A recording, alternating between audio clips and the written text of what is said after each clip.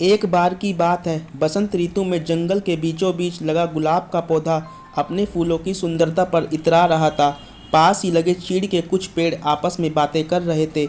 एक चीड़ के पेड़ ने गुलाब को देखकर कहा, गुलाब के फूल कितने सुंदर होते हैं ना, मुझे मलाल है कि मैं इसके जैसा सुंदर नहीं हूँ। तभी दूसरे चीड़ के पेड़ ने कहा, मित्र, उदास होने की आवश्यकता नहीं है, हर किसी के पास सब कुछ नहीं हो सकता है।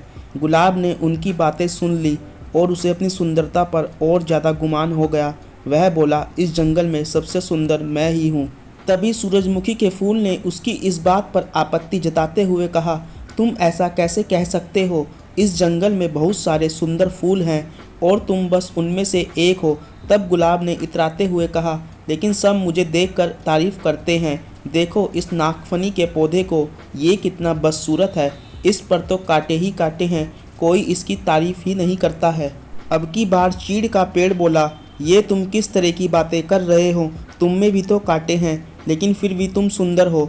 गुलाब को इस बात पर गुस्सा आ गया, तुम्हें तो सुंदरता का मतलब ही नहीं पता, तुम इस तरह मेरे कांटों और नागफनी के कांटों की तुलना नहीं कर सकते। हम में बहुत फ़र्क है, मैं सुंदर हूँ और वो नहीं। चीड़ के पेड़ ने कहा, तुम में घमंड चढ़ गया है गुलाब। इतना कहकर चीड़ के पेड़ ने अपनी डालियाँ दूसरी ओर झुका ली।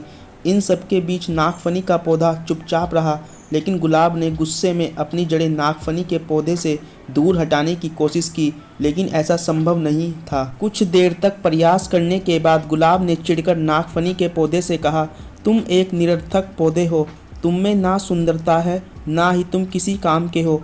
मुझे दुख है कि मुझे तुम्हारे पास रहना पड़ रहा है। गुलाब की बातें सुनकर नागफनी को दुख हुआ और वह बोला, भगवान ने किसी को भी निरर्थक जीवन नहीं दिया है। गुलाब ने उसकी बातें अनसुनी कर दी। मौसम बदला और बसंत ऋतु चली गई। धूप की तपिश बढ़ने लगी और पेड़ पौधे मुरझाने लगे। गुलाब भी मुरझाने लगा। एक दिन गुलाब ने देखा कि एक चिड़िया नागफनी के पौधे पर चोंच गड़ाकर बैठी है। कुछ देर बाद वह चिड़िया वहाँ से उड़कर चली गई। वह चिड़िया ताजगी से भरी लग रही थी। गुलाब को यह बात समझ नहीं आई कि वह चिड़िया नागफनी पर बैठकर क्या कर रही थी। उसने चीड़ के पेड़ से पूछा, ये चिड़िया क्या कर रही थी। चीड़ के पेड़ ने कहा, यह चिड़िया नागफनी के पौधे से पानी ले रही थी।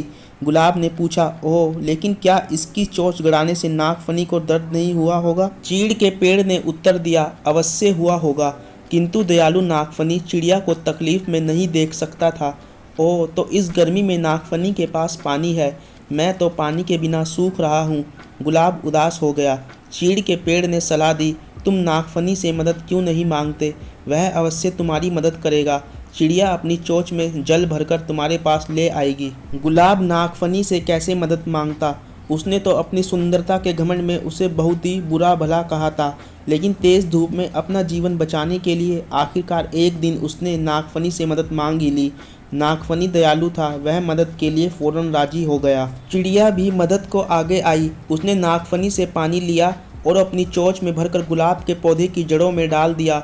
गुलाब का पौधा फिर से तरोताज़ा हो गया। गुलाब को समझ आ गया था कि किसी को देखकर उसके बारे में राय नहीं बनानी चाहिए। उसने नागफनी से माफ़ी मांग ली। किसी की शक्ल देखकर कोई राय नहीं बनानी चाहिए। इंसान की बाहरी सुंदरता नहीं बल्कि आंतरिक सुंदरता मायने रखती है। हर किसी को भगवान ने अलग अलग गुणों से नवाजा है, इसलिए अपने गुणों पर अभिमान मत करो। एक दूसरे की सहायता से ही जीवन आगे बढ़ता है।